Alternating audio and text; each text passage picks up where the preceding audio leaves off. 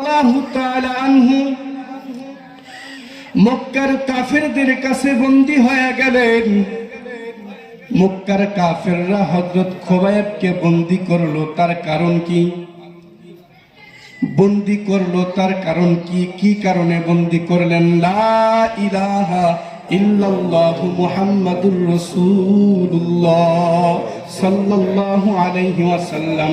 এই লা ইলাহা ইল্লাল্লাহু এই কালিমার দাওয়াত মানুষের দ্বারে দ্বারে পৌঁছানোর জন্য 10 জন সাহাবীকে আল্লাহর পয়গম্বর পাঠিয়ে দিয়েছেন।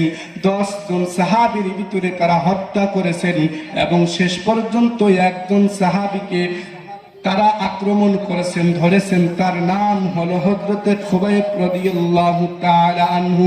আমি এই কুঠিবাড়ির বাবাজিদেরকে বলতে চাই, আল্লাহর গোলাম,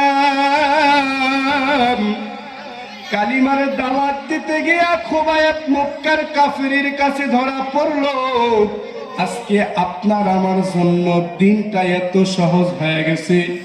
নামাজ পড়লে কোনো র‍্যাব, কোনো পুলিশ বা কোনো সরকারি লোক আপনাকে নিষেধ করবে না। করবে কি?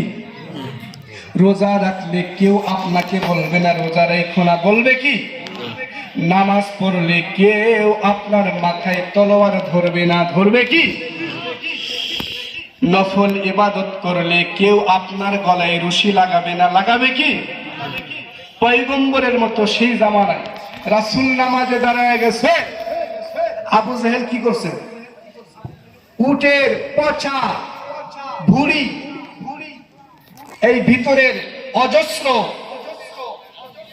নাজাসাত নাপাকি নিয়ে রাসূলের উপরে দাঁড়াইছে, যে যখনই সেজদায় যাবে আমি মুহাম্মদের উপরে কি করব? এই নাপাক গুলো ছুঁড়ে ফেলবো। পারে নাই। হেফাজত করেছেন কে? আল্লাহ। আজকে আপনার আমার ঈমান হেফাজত করার মালিক কে? আল্লাহ। আল্লাহ। আজকে আপনার আমার ঈমানের ভিতরে, নামাজের ভিতরে কেউ বাধা প্রদান করে না। বড় ভাগ্যবান হয়ে দুনিয়ায় আল্লাহ সুবহানাহু ওয়া তাআলা আপনাকে আমাকে পাঠাইছেন।